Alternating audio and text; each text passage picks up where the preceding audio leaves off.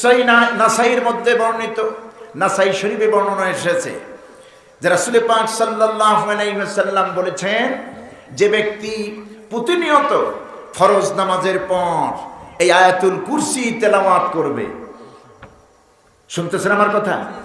প্রতিনিয়ত দৈনিক 5 ওয়াক্ত ফরজ নামাজ তেলাওয়াতের পর, নামাজ পড়ার পর, ফরজ নামাজ আদায়ের পর যে ব্যক্তি আয়াতুল কুরসি তেলাওয়াত করবে, পড়বে, মৃত্যু ছাড়া বেহেশতে যাওয়ার তার জন্য আর কোনো বাধা থাকবে না।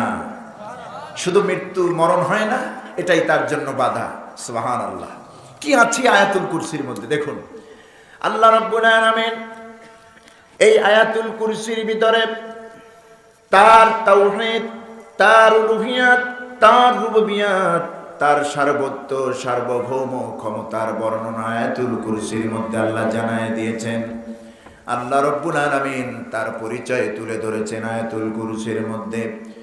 যদি আমরা প্রশ্ন করি আল্লাহকে, আল্লাহ তোমার পরিচয় কি, তোমার নাম কি, তুমি কেমন, তোমার ক্ষমতা কেমন, এইভাবে নানাবিধ প্রশ্ন যদি কোনো বান্দা নিজের তরফ থেকে করে, আল্লাহ রাব্বুল আলামিন আয়াতুল কুরসির মধ্যে সুন্দর জবাব দিয়ে বলেন, আল্লাহু লা ইলাহা ইল্লা হুয়াল হাইয়ুল কাইয়্যুম। আল্লাহ রাব্বুল আলামিন বলছেন, আল্লাহ হচ্ছেন তিনি, লা ইলাহা ইল্লা হুয়া, যিনি ছাড়া কোনো ইলাহা নাই, মাবুদ নাই, উপাস্য নাই, বিধানদাতা নাই, আইনদাতা নাই, সার্বভৌমত্বের কোনো ক্ষমতার মালিক আল্লাহ রাব্বুল আলামিন ছাড়া আর কেউ নাই। হুয়াল হাইয়ুল কাইয়্যুম, তিনি হচ্ছেন চিরস্থায়ী এবং চিরঞ্জীব।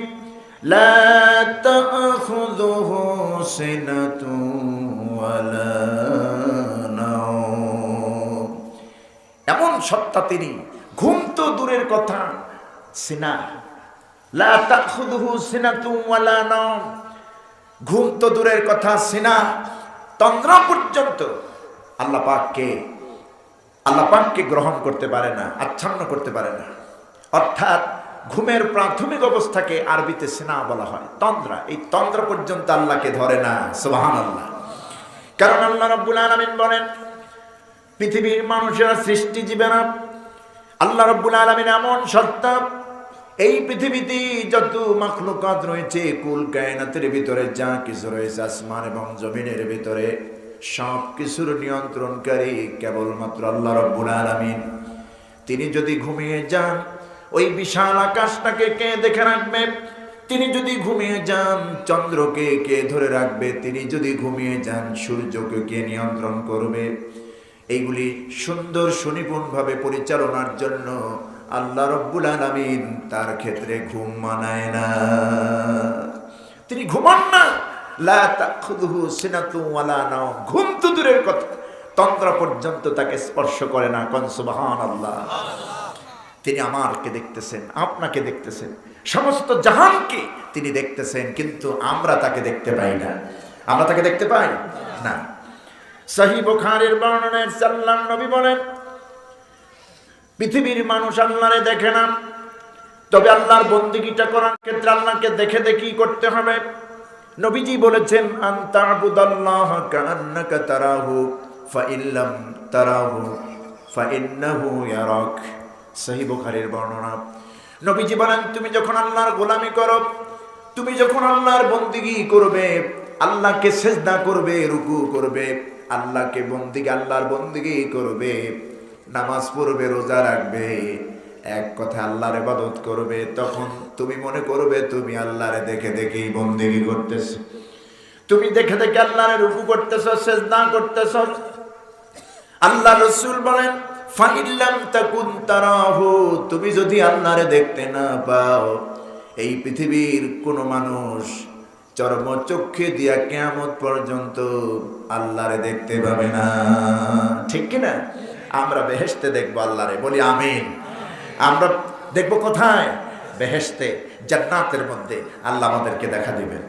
এই দুনিয়ায় দেখা সম্ভব না, কিন্তু রাসূল তো বললেন, যদি তুমি ইবাদত করো, আল্লাহরে দেখে দেখে করো, মনে করবে আল্লাহরে দেখতেছো। আবার পরবর্তীতে বললেন, ফাইল্লাম তাকুন তারাহ, যদি তুমি তাকে না দেখতে পাও, আল্লাহর যদি না দেখো, আর দেখা সম্ভব না, তার মানে হলো তুমি আল্লাহকে যদি নাই দেখো আর দেখাও সম্ভব না, তাহলে তুমি মনে করবো তুমি যে রুকুটা করতেছো, সেজদা দিচ্ছ, তেলাওয়াত করতেছো, দান সদকা করতেছো, মানুষের উপকার করতেছো, পিতামাতার খেদমত করতেছো, আল্লাহর নামের জিকির যা করতেছো বান্দা, ওই আল্লাহ রাব্বুল আলামিন সব দেখতেছেন। সুবহানাল্লাহ। তিনি সব দেখেন, আমরা তারে দেখি না, ঠিক না? এটা হলো আল্লাহর পরিচয়। হুয়াল হাইয়ুল কাইয়্যুম, তিনি চিরস্থায়ী, তিনি চিরঞ্জীব, যার শুরু আছে শেষ নেই, যার মৃত্যু নাই, যিনি চিরঞ্জীব। সুবহানাল্লাহ। আল্লাহর পরিচয় আল্লাহ পাক আরো একটি আয়াতে, সূরার মধ্যে, ছোট্ট একটি সূরার মধ্যে আল্লাহর পরিচয় আরো সুন্দর করে তুলে ধরেছেন। সেই সূরাটির নাম হচ্ছে সূরাতুল ইখলাস। সূরার নাম কি? আল্লাহ রাব্বুল আলামিন তার রুবুবিয়ত, তার তাওহীদ, তার উলুহিয়াতের ব্যাপারে, তার ক্ষমতার ব্যাপারে সুন্দর করে পরিচয় অ্যাড্রেস করে দিয়েছেন। সূরাতুল ইখলাসের মধ্যে আল্লাহ জানায় দিয়েছেন পৃথিবীর মানুষকে, নবী আপনি বলে দেন, কুল হুয়াল্লাহু আহাদ আল্লাহুস সামাদ লাম ইয়ালিদ ওয়া লাম ইউলাদ ওয়া লাম ইয়াকুল লাহু কুফুয়ান আহাদ। হে নবী আপনি বলেন, কুল হুয়াল্লাহু আহাদ, আল্লাহ হচ্ছেন এক, তিনি একক। আল্লাহুস সামাদ, তিনি কারো মুখাপেক্ষী নন, তিনি হচ্ছেন অমুখাপেক্ষী।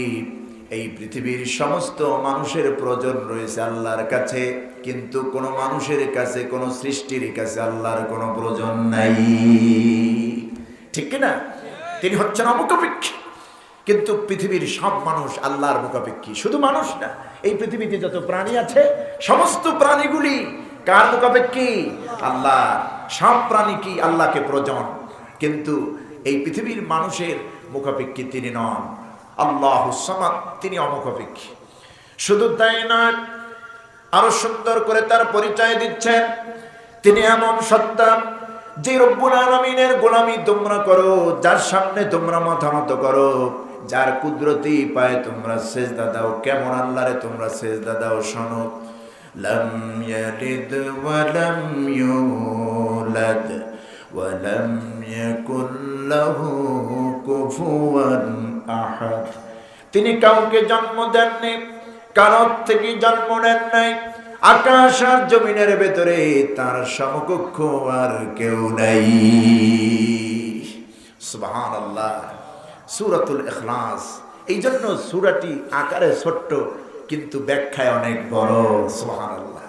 সূরাতুল ইখলাস হচ্ছে এমন, পৃথিবীতে যত সমুদ্র আছে, কথা বুঝতেছেন, যত সমুদ্রের পানি আছে, আটলান্টিক মহাসাগর, প্রশান্ত মহাসাগর, ভারত মহাসাগর, বঙ্গোপসাগর, এইভাবে যতগুলি সাগর আছে, নদী আছে, পানি আছে, সমস্ত পানিগুলি যদি একটা ঝিনুকের মধ্যে ভরে দেওয়া যায়, সেটা যেভাবে এভাবে যদি করা যায়, ঠিক কোরআনে কারীমের সব সূরাগুলির ব্যাখ্যা আয়াতে কারিমা যেন আল্লাহ রাব্বুল আলামিন একটা ঝিনুকের মধ্যে ঢুকায়া দিয়েছেন সূরাতুল ইখলাসে।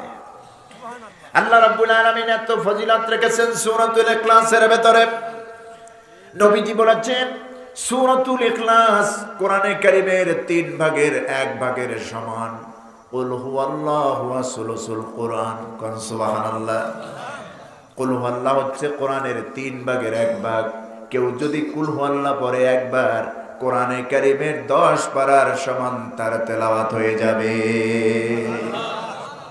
একজন সাহাবী এই আমলটা শোনার পর মসজিদের ইমামতি করতেছেন।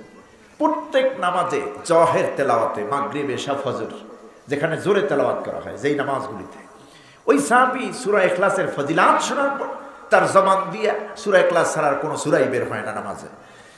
মাগরিবেও সূরা ইখলাস, এশায় সূরা ইখলাস, ফজরেও সূরা ইখলাস, 3 রাকাত 3 ওয়াক্ত নামাজে সূরা ইখলাস পড়তেছেন, তেলাওয়াত করতেছেন, মুসল্লিদেরকে নিয়ে, নবীর সাহাবীদেরকে নিয়ে নামাজ পড়তেছেন। এবার আমার এই বড়াই গ্রামের নাটোরের ভাইরা, আপনারা জবান খুলে বলুন তো, এই জাতীয় ইমাম যদি আপনার এলাকায় আসে, একদিনের বেশি টিকবে নাকি? হ্যাঁ, মাগরিবেও সূরা ইখলাস, এশায়ে সূরা ইখলাস, এমনকি ফজরেও সূরা ইখলাস মেরে দিয়েছে। আপনারা কি বলুন, এই হুজুরকে রাখবেন? রাখবেন না। বলবেন হুজুর আপনার মতো কাঁচা ছাড়া ইমাম আমাদের দরকার নেই, গাট্টি বস্তা নিয়ে ভাগে নাগে। তো সাহাবীরা শুনতে শুনতে নামাজ পড়তে পড়তে হয়রান। একই অবস্থা, প্রত্যেক ওয়াক্তে সূরা ইখলাস পড়তেছে, না জানি আসর জোহরও তো পড়তেছে, সেগুলো তো শুনি না, কথা বুঝতেছে। নবীজির কাছে নালিশ চলে গেল, কেমন ইমাম দিলেন সূরা ইখলাস ছাড়া কোনো তেলাওয়াত করে না। নবী করিম সাল্লাল্লাহু আলাইহি ওয়াসাল্লাম ওই সাহাবীকে ডাকলেন, ইমাম সাহাবীকে ভয় ভয় কাতুরে কাতুরে সাহাবী নবীজির দরবারে হাজির হয়ে গেলেন। নবীজি জিজ্ঞেস করলেন, আল্লাহর বান্দা, তোমার মহল্লার লোকেরা, তোমার মহল্লার মুসল্লিরা আমি নবীজির কাছে নালিশ পেশ করেছে তোমার বিরুদ্ধে, তুমি সব নামাজে সূরা ইখলাস পড়ো, কারণ কি?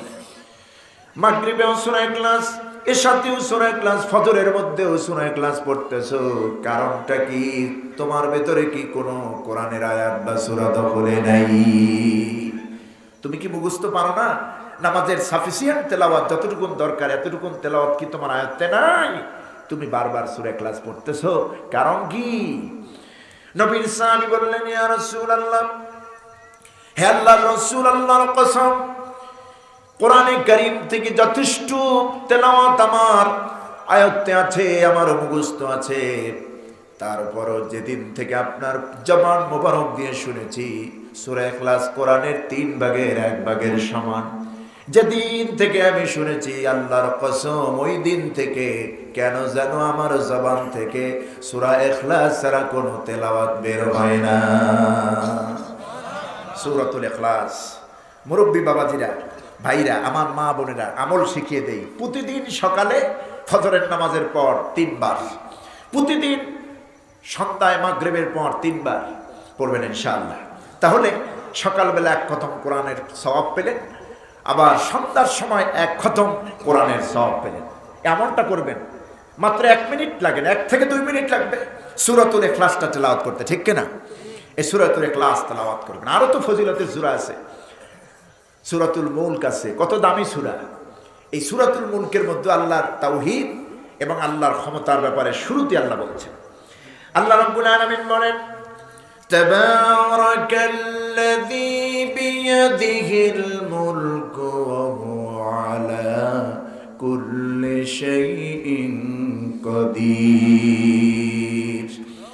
আল্লাহ রাব্বুল আলামিন বলেন, পূত পবিত্র সেই সত্তা রব্বুল আলামিন, যার কুদরতি হাতের মধ্যে রয়েছে রাজত্ব, যার কুদরতি হাতে রয়েছে সার্বভৌমত্ব, ক্ষমতা। জোরে কোন সুবহানাল্লাহ।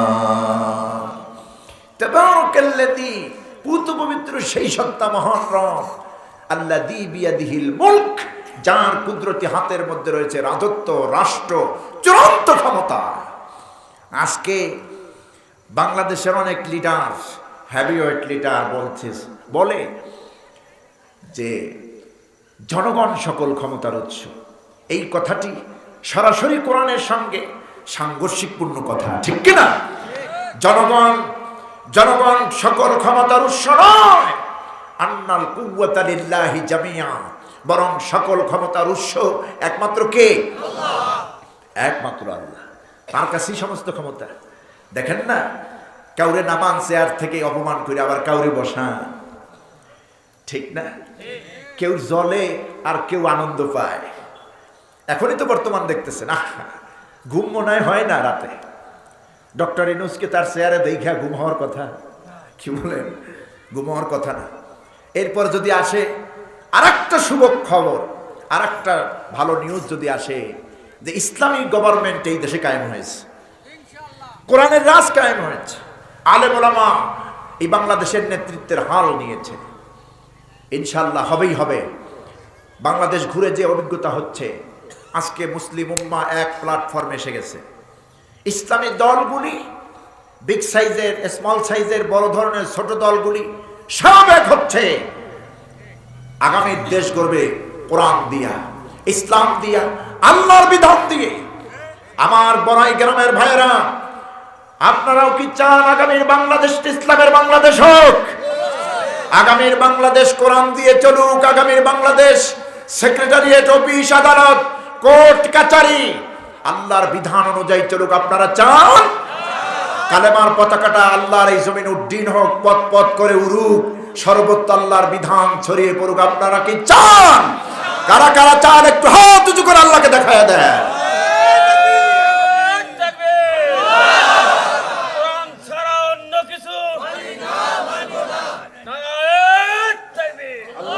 আল্লাহ কবুল করুন, আমরা বলি আমিন। সুতরাং আসল রাজত্ব কার? আল্লাহর। তাবারাকাল্লাযী বিয়াদিহিল মুলক ওয়া হুয়া আলা কুল্লি শাইইন কাদির। পুত পবিত্র সেই সত্তা যার কুদরতি হাতের মধ্যেই রয়েছে রাজত্ব। কত ক্ষমতাধারী আমরা পৃথিবীতে দেখলাম, ঠিক না? কত স্বৈরাচার দেখলাম। আল্লাহ রাব্বুল আলামিন জিল্লতির সাথে বিদায় করেছেন। কিন্তু এই স্বৈরাচারের মতো দেখি নাই, আমরা কোনোদিন কিতাবে পড়ি নাই, শুনি নাই, জানি নাই যে ফেরাউন জীবনে কোনোদিন আয়নাঘর বানিয়েছে। শুনেছেন আপনারা?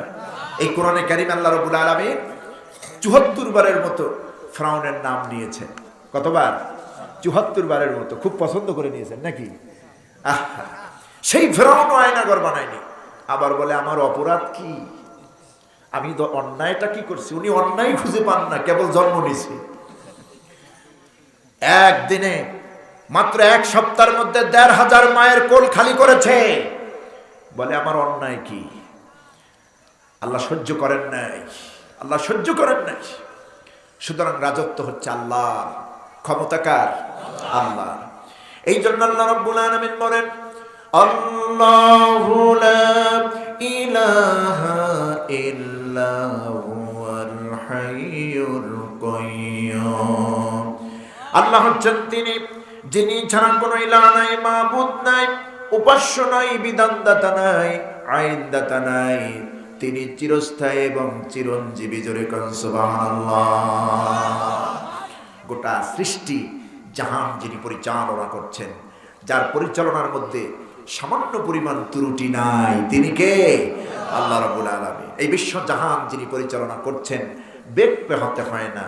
ওয়ালা ইয়াউদুহু হিফযুহুমা ওয়া হুয়াল আলিয়্যুল আযীম। আসমান জমিন এ দুয়ের মাঝে যা রয়েছে এগুলি পরিচালনা করতে আল্লাহ কি ক্লান্তি আসে? আল্লাহ বেগ পেহাতে হয় না। বরং আমরা দেখি এই পৃথিবীতে আল্লাহ রাব্বুল আলামিনের মানুষ ছাড়া যত প্রাণী এই পৃথিবীতে আছে, জমিনে আছে, পাহাড়ে আছে, মরুভূমিতে আছে, সমুদ্রের তলে দেশে আছে, এই প্রাণীগুলির খবর তো কোনো গভর্নমেন্ট, দুনিয়ার কোনো গভর্নমেন্ট নেয় না। কিন্তু আল্লাহ রাব্বুল আলামিন ছোট্ট থেকে ছোট্ট প্রাণীরও খবর আল্লাহর কাছে আছে, ঠিক কি না? এই যে সমুদ্রের মধ্যে দেখুন কত বড় বড় বড় প্রাণী আছে। এক একটা তিমির ওজন আজকে আমি দেখলাম প্রায় ২০০ টন হয়, যেটা কম হয় তার ওজন ২০০ টন। মনকে মন, টনকে টন খাবার প্রয়োজন একটা তিমির। পৃথিবীর কোন গভর্নমেন্ট এই তিমি মাছের খাবার দেয়? কেউ দেয় না, আল্লাহ দেন। কে দেন? আমার বন্ধুগণ, তিনি তো এমন রাজ্জাক, তিনি তো এমন মালিক।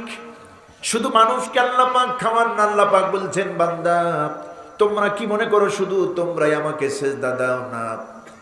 তোমরা ছাড়া এই পৃথিবীতে যত মাখলুক আছে, ওই প্রাণীগুলি, ওই মাখলুকগুলি প্রতিনিয়ত আমি আল্লাহরই সেজদা দিচ্ছে। এগুলি তোমরা দেখো না?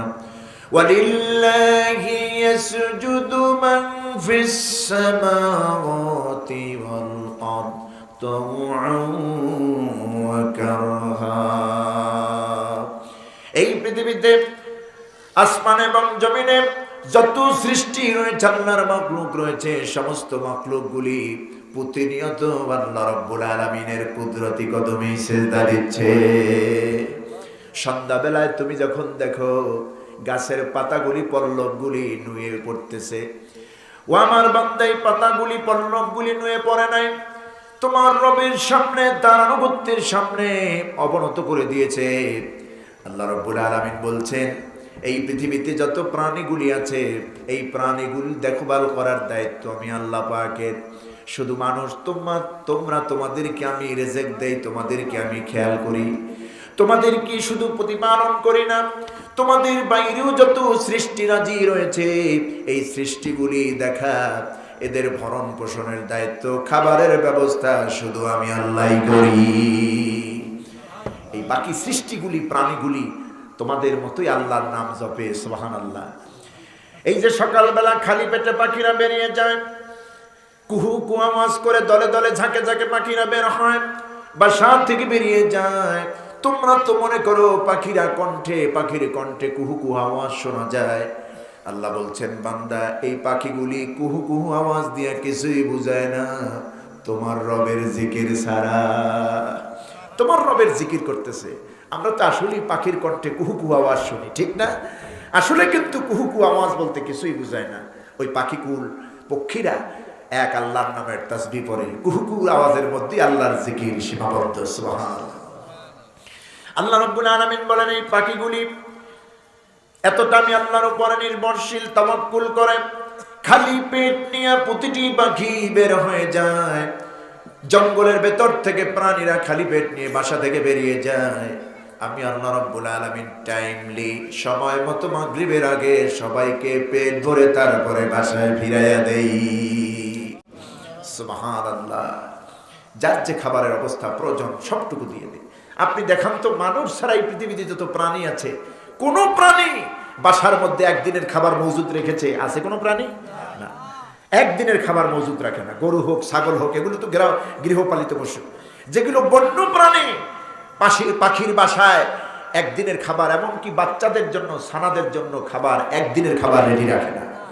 ওদের পুরোপুরি তাওয়াক্কাল থাকে কার উপরে? আল্লাহর উপরে। মানুষ যত গুছাইয়ে রাখে, একদিন না বরং 100 বছর কি খাবে তাও গুছাইয়ে রাখে। নাতি পুতি, ছেলে মেয়ে, নাতি পুতি, 7 পুরুষ, 14 পুরুষ, 100 পুরুষ কি খাবে গুছাইয়ে রাখে। কেন? আপনাকে 100 পুরুষের খাবার গুছাইয়ে রাখতে কে বলেছে? কেন বলেছে আপনাকে?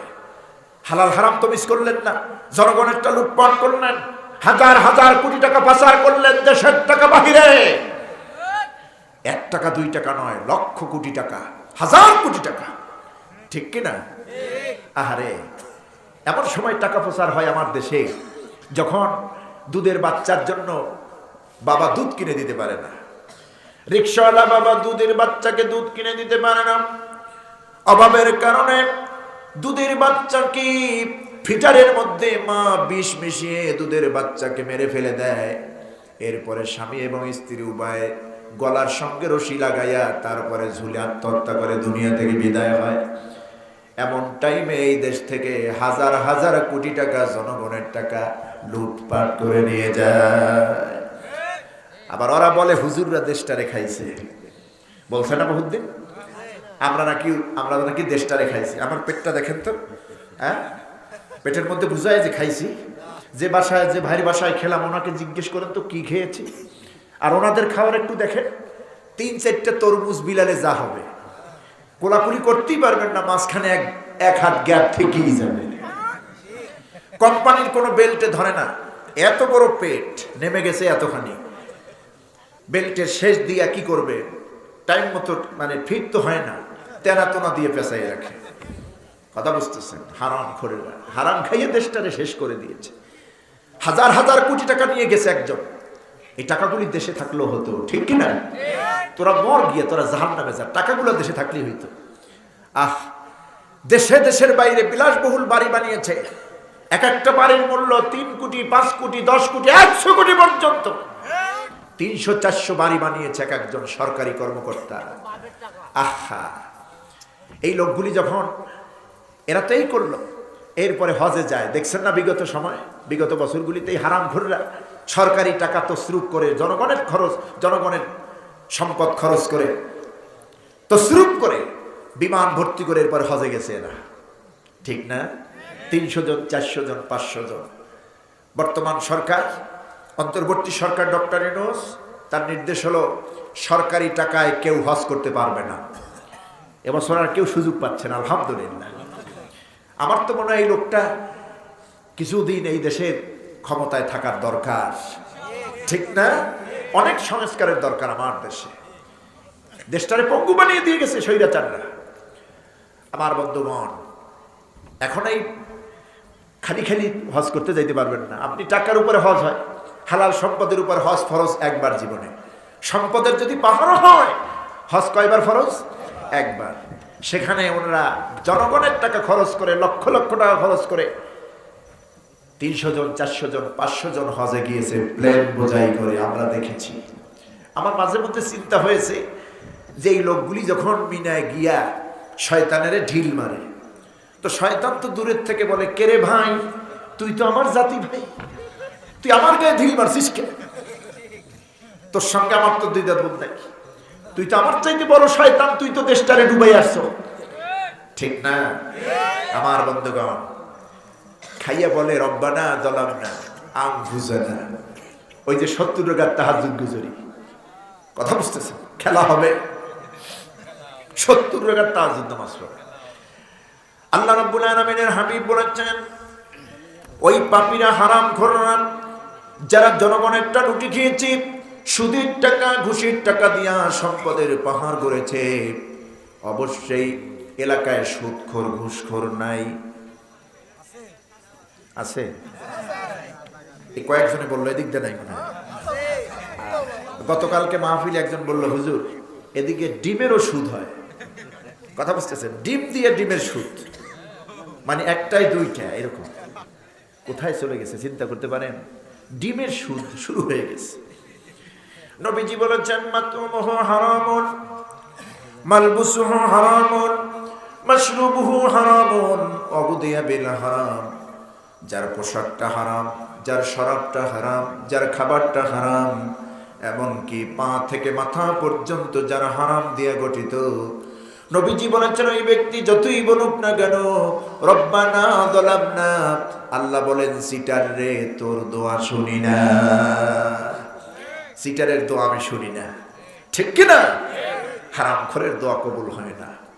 এরা হারাম খেয়েছে আর বলে হুজুররা দেশটারে খেয়েছে। আমার বন্ধুগণ, আল্লাহ বলছেন, আমি এদেরকে খাওয়াই, পৃথিবীর সব প্রাণীকে আমি খাওয়াই। পৃথিবীর কোন গর্তের পিপলে কেটে না খেয়ে আছি, কোনটি খেয়ে আছি, পৃথিবীর কোন গভর্নমেন্ট খবর নেয় না। আমি আল্লাহ রাব্বুল আলামিনের কাছে খবর হয়ে যায়।